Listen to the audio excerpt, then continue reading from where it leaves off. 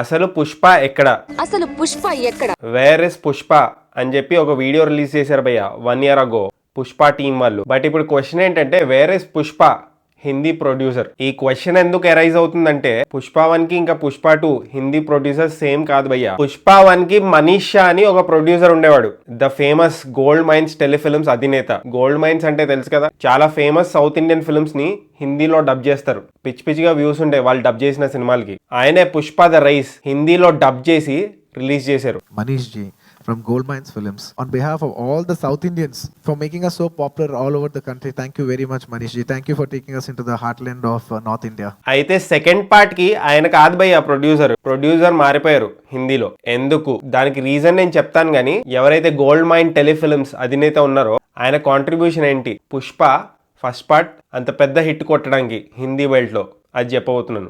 దాని తర్వాత మనీష్ షా ఇంకా మైత్రి మూవీ మేకర్స్ కి గొడవ ఏంటి దాని గురించి చెప్తాను. నిన్న పుష్ప 2ది ముంబైలో ఈవెంట్ జరిగింది భయ్య. మనకి హిందీలో పుష్ప ఎంత పెద్ద హిట్టో తెలుసు, కానీ మీకు పుష్ప హిందీ జర్నీ ఎలా స్టార్ట్ అయిందో తెలుసా?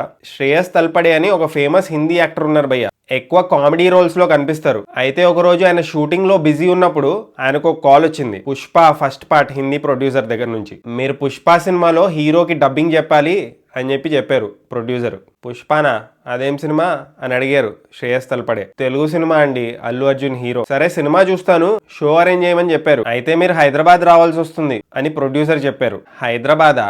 నాకు అసలే షూటింగ్ నడుస్తుంది బాంబేలో, నేను హైదరాబాద్ రాలేను అని శ్రేయస్ తల్పడే చెప్పారు భయ్య ప్రొడ్యూసర్ గారితో.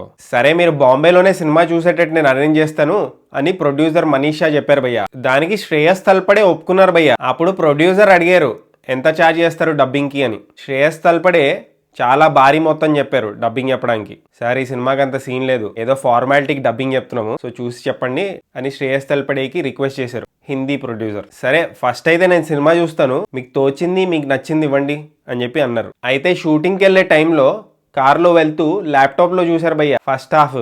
On the way back shooting అయిపోయిన తర్వాత సెకండ్ హాఫ్ చూశారు. ఆయనకు బాగా నచ్చింది భయ్య ఆ సినిమా. వెంటనే చేస్తాను నేను, అల్లు అర్జున్ డిఫరెంట్ లెవెల్లో ఉన్నాడు ఈ సినిమాలో, ఆయన ప్రీవియస్ ఫిల్మ్స్ చూశాను కానీ ఇది మ్యాడ్ ఉంది. ఫైనలీ డబ్బింగ్ చేశారు. చూశారు కదా సినిమా ఎంత పెద్ద హిట్టో. పుష్పరాజ్.